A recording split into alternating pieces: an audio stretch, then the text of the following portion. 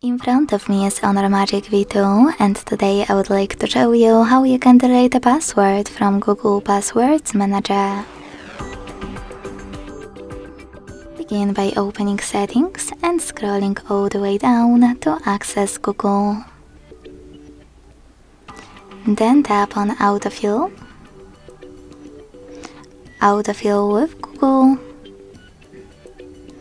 and Google Password Manager. Following that, tap on any of those passwords that you wish to delete and enter your current screen lock. Now choose Delete button next to the Edit one and confirm your choice in the pop-up.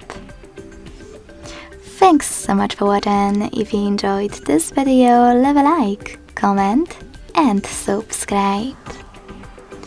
Bye!